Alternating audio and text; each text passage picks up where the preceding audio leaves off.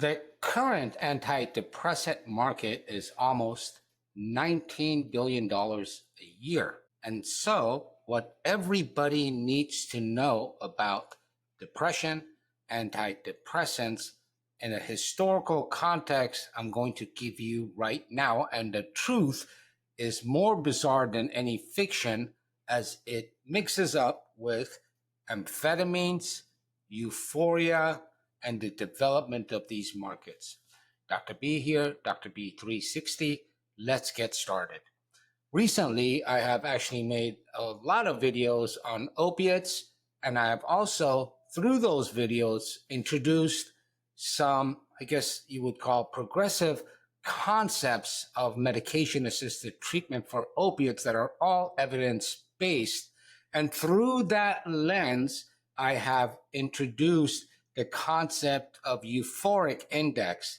And what I have distilled out of there is the idea that euphoria has been pathologized by medical terminology and has added more stigma to the treatment of addiction.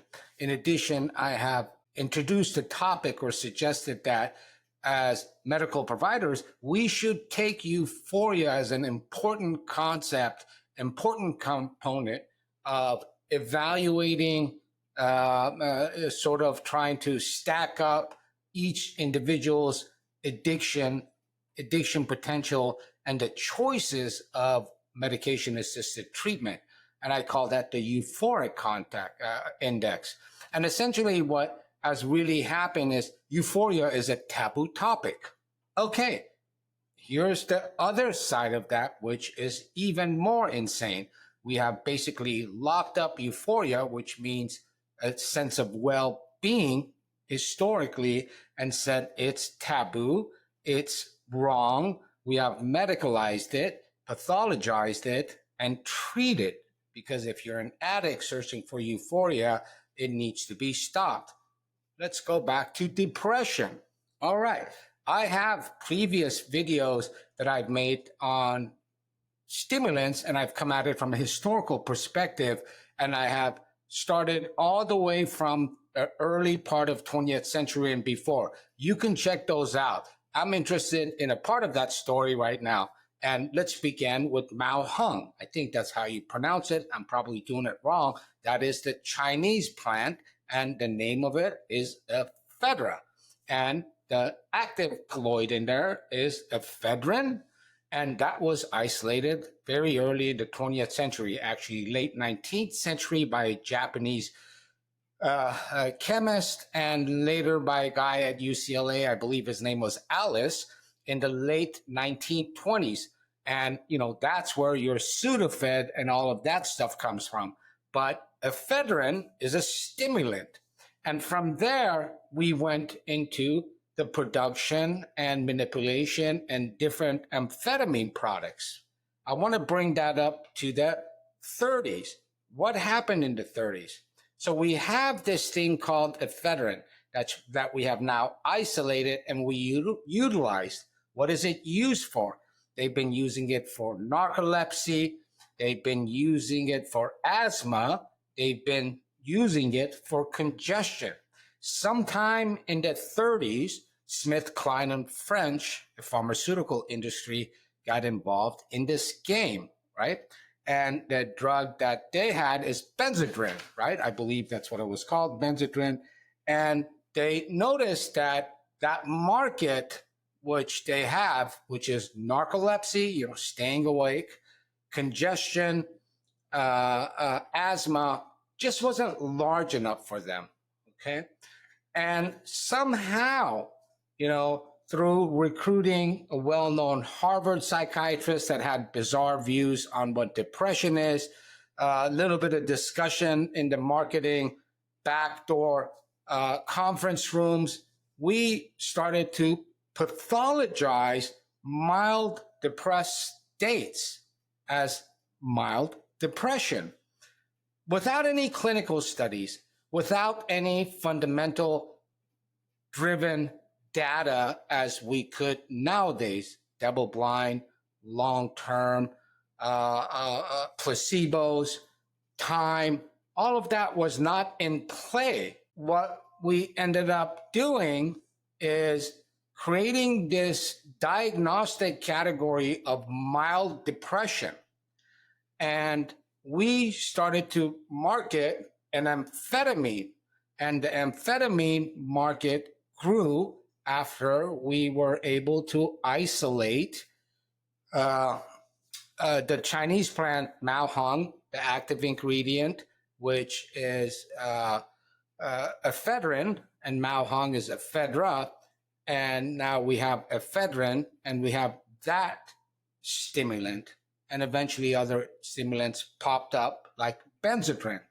Again, I want to focus on this time in the 30s, and I have other videos that talk about the history of stimulants and go back to what it was used for 5,000 years in China, the late 1880s, and its isolation by a Japanese chemist, and eventually its isolation by Western chemists, pharmacists, researchers, and the marketing. That's all there.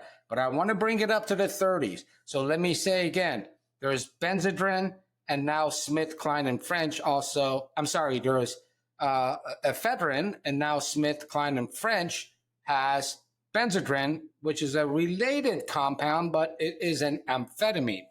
And they are thinking that the market that they already have, including weight management, but mainly using it for asthma, congestion, and narcolepsy, is just not big enough.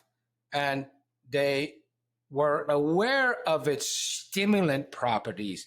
They were aware of it making people feel good, euphoria. They were also aware from studies in the 30s that this stuff is garbage for severe depression. It was also garbage and dangerous for schizophrenia, severe anxiety, and neurotic states. They knew that, but it did make you feel pretty good. And so they kind of partnered up with this guy at Harvard, a psychiatrist. I believe his name was Myers. I have it written down here somewhere. Myerson, Abraham Myerson, who had this, again, bizarre view of depression. And they started to market this stuff en masse for a new diagnostic category called mild depression, to get you out of that. Now, this was in the late 30s. Now, keep in mind that in the same way that the Germans basically fueled their war machine using amphetamines, we did the same with benzodrine with our military. And some of the data we actually got from that also told us very clear there's no objective utility in terms of cognitive and performance, and it was all subjective due to the feeling of well-being. And this was also being ignored, but it was used to treat mild depression. To some extent, the rest of it, at least in North America, also in Europe, is history, because, the abuse potential and the addiction properties started to declare themselves. But there is a very interesting point about all of this, is the following. Here we are, something that is not pathology, mild depression, which is something that would be normal in the individual course of a human life. Your moods do change throughout time depending on things you're going through, and you have to learn skills and coping mechanisms to deal with that, okay? But because of the potential market, we pathologized it and treated it with amphetamines and got into major trouble that we have never gotten out of it. On the other side of it, we also pathologized a sense of well-being, euphoria. We changed a term that's at least 2,000 years old and identified a sense of well-being, a sense of wellness and doing well. And we ended up attaching it to that thing that has to do with addiction, certain dementia attributes, and pathologize that. In some weird way, what we are doing is pathologizing the extreme expressions of mood and personality and putting it in this box and saying, this is okay. This is how you should behave. And this, when it steps out, needs to be treated with medicine or needs to be cut off, whether you are put in jail for euphoria or whether you're treated with medication. Keep in mind, I'm a huge advocate of medication-assisted treatment, right? And so this begs for you to start to understand the nuances of the way I see things. I'm not a fool. I understand what the pharmaceutical companies are. They're for-profit entities aiming to make as much money as possible. So when I defend them, it is not to say that they're good. It is not to say that I am in their back pocket. It is not to say that I am part of the establishment. I'm nothing. I seek the truth and the best outcomes for individuals. So as much as I advocate medication-assisted treatment, as much as I advocate for mental health issues, I also see the lining, and I think the best advocacy is to educate you and inform you on the truth of the matter, whether it's critical thinking and approach to a subject like kratom, like medication-assisted treatment, like euphoria, or like we're discussing today, the history of depression and probably the first antidepressant, which was an amphetamine, which ended up fueling our war effort and leading us into an absolute obsession with amphetamine abuse starting as late as the 30s. So what we have is depression that has been created by the marketing of Smith, Kline, and French and other companies and treated with a toxic substance. If you find this video useful, beneficial, thought-provoking, like it or hate it, give me a like, give me a thumbs up, click that subscribe button. I think I'm going to be moving from the opiates that I've been doing lately. I might move into antidepressants, depression, benzodiazepines, and other topic depending on my mood. See you guys soon. Peace.